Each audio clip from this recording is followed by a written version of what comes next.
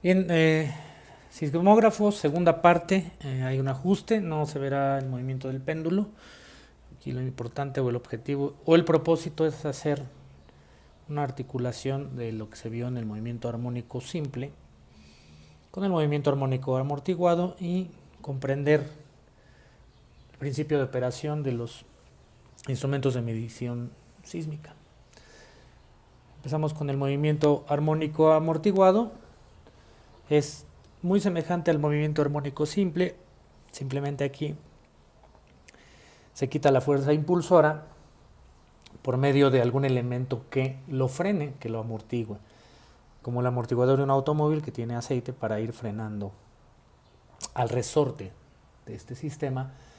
En este caso, para los sismógrafos se tendrá un elemento que vaya frenando el elemento oscilante. Entonces, esa oscilación armónica amortiguada se manifiesta por medio de una curva que sería una curva que por métodos numéricos se obtiene como una curva con estas características que puede ser exponencial decreciente. Entonces, conforme va pasando el tiempo, en el incremento del tiempo, va a ir disminuyendo la oscilación. A grandes rasgos va a ser esto, puede ser por diferentes dispositivos. En realidad es un poco complicado de comprenderlo en estos momentos, en la etapa de física de área 1. Más adelante se podría entender por medio de dinámica de sistemas físicos, que son asignaturas ya de ingeniería, donde se entiende cómo poder sacar la amortiguación de un sistema oscilante. A grandes rasgos es esto. Lo importante va a ser ahora esta parte de los instrumentos de medición sísmica. Empezaremos con los sismógrafos. Se define como un aparato para registrar la amplitud de las oscilaciones de un temblor de tierra o sismo. Los terremotos pueden producir oscilaciones de terreno en sentido vertical y horizontal. Por tal motivo hay que registrar las oscilaciones en ambas direcciones. Ahorita más adelante vamos a ver. Como contexto, vamos a platicar del primer aparato que estamos viendo aquí. Parece una jarra medio extraña con una especie de dragones con sapos, que es el primer sismógrafo registrado. Fue hecho por el filósofo Chang Heng en el año 132 después de Cristo, y lo que pasaba es que había unos mecanismos de palanca que por medio de un péndulo, ahora sí que efectivamente por medio de un péndulo, tenían sujetados por medio de unas palancas a los dragones, y los dragones, como lo vemos aquí, están sujetando eh, sujetando unas esferas, y esas esferas pues se dejaban caer sobre los sapos, y conforme a la orientación que tenía este mecanismo se podría ver hacia dónde era la dirección de estos sismos. Este fue como el primero históricamente.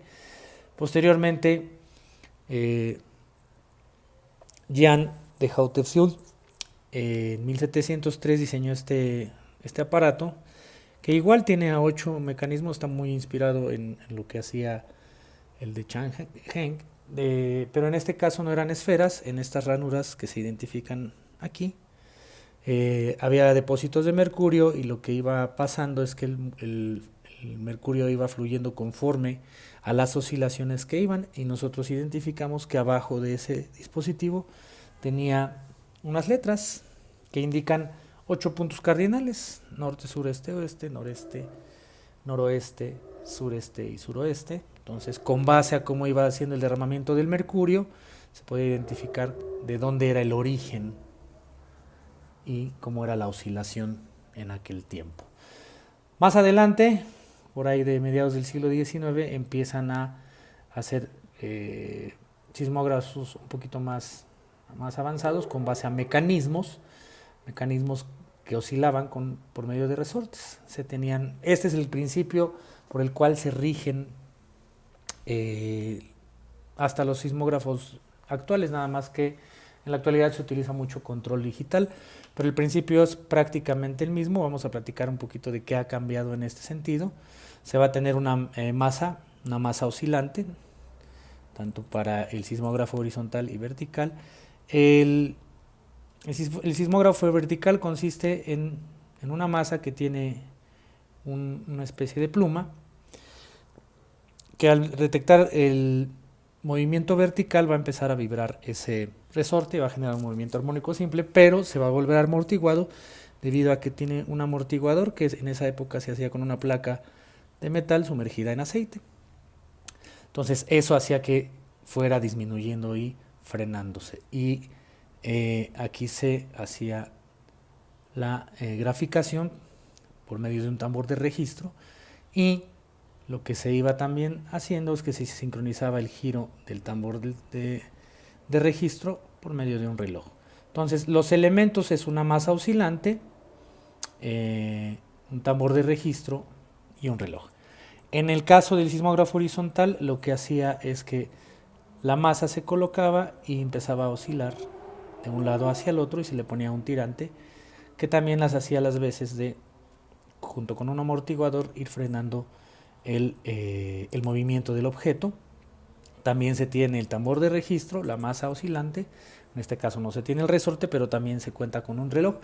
Y esos principios son los que se utilizan en la actualidad para todos los sismógrafos. Se debe de tener un elemento oscilante, que en la actualidad se utilizan dispositivos electromecánicos que tienen imanes. Entonces esos imanes al moverse van a generar, pueden ser imanes o pueden ser capacitores, van a generar una señal de voltaje, y esa señal de voltaje será convertida a una señal que puede ser graficada. En la actualidad pues, se siguen utilizando los tambores de registro, y ya los sismógrafos más avanzados utilizan registros en computadora. Pero el principio de operación es el mismo, y el principio es tener todos estos dispositivos, tanto en el horizontal, se colocan de norte a sur y de este a oeste, y una parte vertical para poder verificar cómo van a ser las oscilaciones de los temblores hacia arriba y hacia abajo. Entonces, en la actualidad, bueno, podríamos ver la gráfica que podría generar el tambor de registro, o en su defecto una computadora, en donde, como lo habíamos comentado, ya se convierte en una señal de voltaje. Aquí lo vemos que está en microvolts, y aquí lo que nos indica es evidentemente una línea del tiempo, la que estamos identificando aquí.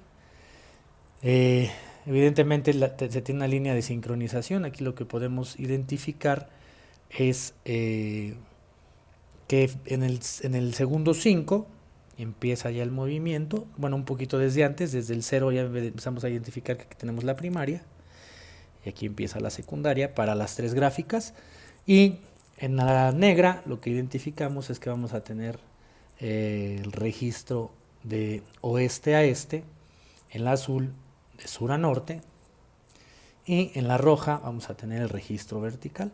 Esos tres registros siempre se van a tener tanto para los sismógrafos como para los acelerógrafos, y con base a lo que vimos en las escalas, antiguamente se determinaba la escala de Richter en función a lo que iba reportando los sismógrafos, que le vamos a llamar análogos.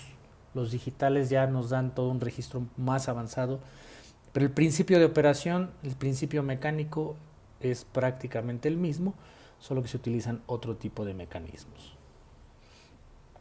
Ahora en los sismógrafos se va a tener control digital, un amplificador de señal y un registrador, que en muchas ocasiones va a ser ya una computadora, y evidentemente un reloj. Todo esto es un sistema de control automático que bien puede diseñar un ingeniero mecatrónico con apoyo de un ingeniero geólogo o un ingeniero civil.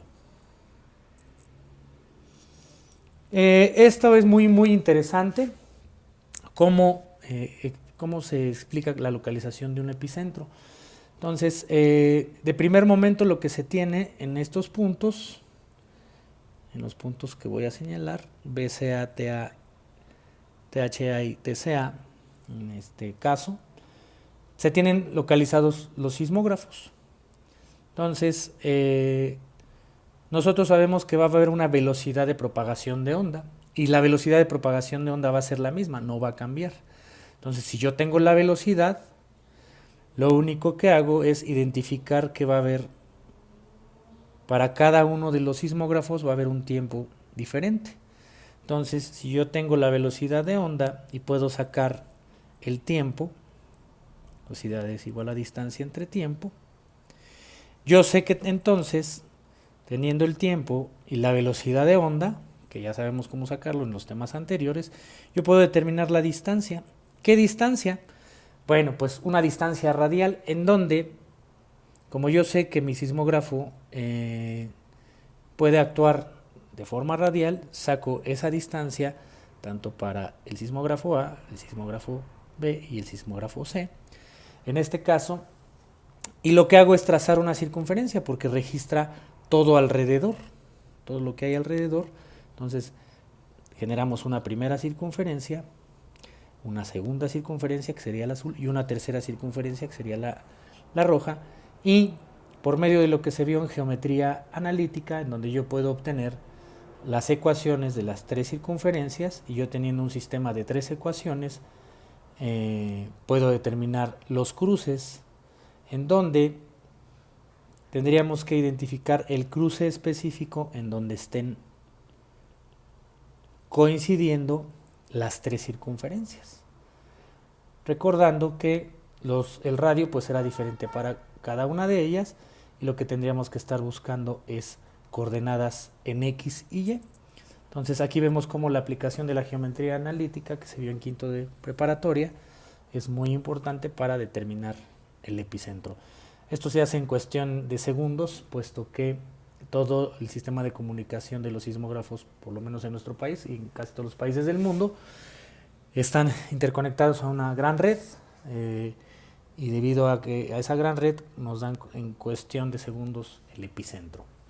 Debido a que el cálculo lo hace súper rápido, calcula las distancias en cuestión de décimas de segundo y a la vez calcula la coincidencia de las circunferencias en cuestiones de fracciones de segundo. Y así es como a grandes rasgos funciona la localización del epicentro. Y ya sabemos que el geocentro pues se localiza con base a la altura que haya de la falla hacia el epicentro.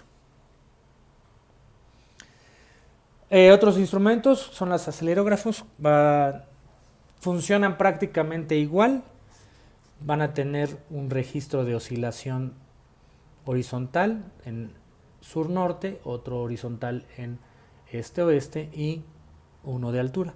Entonces esto lo que hace muestra la variación de aceleraciones en el lugar determinado. A diferencia de los sismógrafos funcionan para toda una región. En este caso los acelerógrafos funcionan para un punto determinado, como en la Ciudad de México, que hay varias estaciones acelerográficas. Y los sismógrafos pues están en un centro de control de sismos. Ahí nos dan a grandes rasgos las características generales, y las características específicas van a depender del acelerógrafo. Como lo comenté, poseen tres sensores ortogonales y registran el movimiento del suelo en el componente vertical, norte, sur y este-oeste.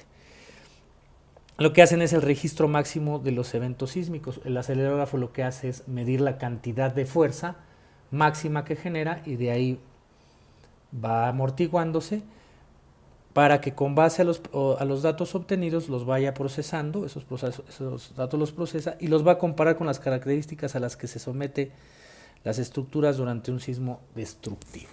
Entonces, para eso nos va a servir, es para poder medir qué es lo que va a pasar con las estructuras específicas en una zona determinada. En este caso, para nosotros, estudiantes de la Universidad de La Salle, tenemos un acelerógrafo, una estación acelerográfica en la unidad 2, ahí por la Facultad de Ingeniería, y ahí se pueden medir, se pueden tener parámetros para la zona específica de la Colonia Condesa. Entonces, los acelerógrafos, la diferencia de los sismógrafos, como lo comentamos, son para una zona determinada y por lo general trabajan en un modo provocado, no de forma continua. Los sismógrafos siempre están tomando medidas, y el acelerógrafo tiene que arrancar, está calibrado para arrancar a determinado movimiento, a determinada fuerza. A ese arrancador se le llama trigger, Entonces el trigger entra, se activa y empieza a hacer el sensado de estas oscilaciones. Esa es la gran diferencia. Ahora se tiene un monitoreo más cuidadoso gracias a los acelerógrafos en nuestro país y en nuestra ciudad. Físicamente son de esta manera. Son sensores. Este es el sensor de un acelerógrafo y este es el sensor de un sismógrafo. Tienen semejanzas, pero las diferencias ya fueron mencionadas en la diapositiva anterior.